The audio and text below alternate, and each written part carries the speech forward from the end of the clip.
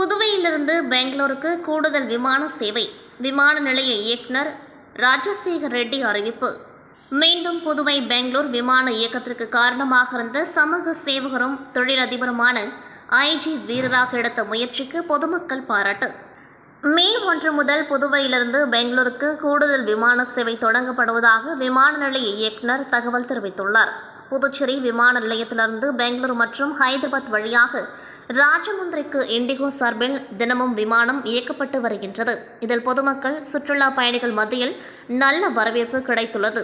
இந்நிலையில் புதுச்சேரியிலிருந்து பெங்களூருக்கு கூடுதல் விமானம் மே 1ஆம் தேதி முதல் இயக்கப்பட உள்ளது. இது தொடர்பாக இந்திய விமான நிலைய ஆணையத்தின் புதுச்சேரி விமான நிலைய இயக்குனர் ராஜசேகர ரெட்டி வெளியிட்டுள்ள செய்திக்குறிப்பில் கூறியிருப்பதாவது: தற்போதுள்ள விமான சேவையுடன் கூடுதலாக புதுச்சேரியிலிருந்து பெங்களூருவை இணைக்கும் மற்றொரு விமான சேவையை மே 1ஆம் தேதி முதல் இண்டிகோ ஏர்லைன்ஸ் அறிமுகப்படுத்த உள்ளது.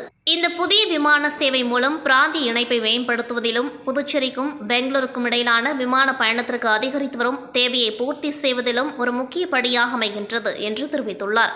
மேலும் இந்த விரிவாக்கத்தின் மூலம் பயணிகள் தங்களது வணிக மற்றும் ஓய்வு பயணங்கள் இரண்டிற்கும் அதிக நெகிழ்வுத்தன்மை, வசதி மற்றும் மேம்பட்ட விருப்ப தேர்வுகளை பெறுவார்கள்.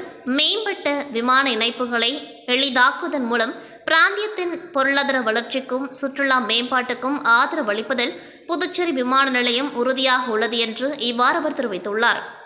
குறிப்பாக சமூக சேவகரும் தொழிலதிபருமான ஐஜி வீரராக புதுவையிலிருந்து பெங்களூருக்கு செல்லும் விமானம் தற்காலிகமாக சேவை நிறுத்தியதன் காரணத்தினால் பல்வேறு அதிகாரிகளுக்கு மனு அளித்து புதுவையிலிருந்து விமான சேவை தொடர்ந்து இயக்க பாடுபட்டார்.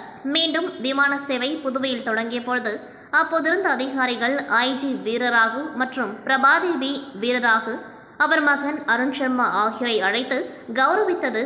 தொடக்க விழாவில் விமான நிலைய வளாகத்தில் பூங்கோளம் நடுவில் குத்துவிளக்கேற்றி துவக்கி வைத்தார்.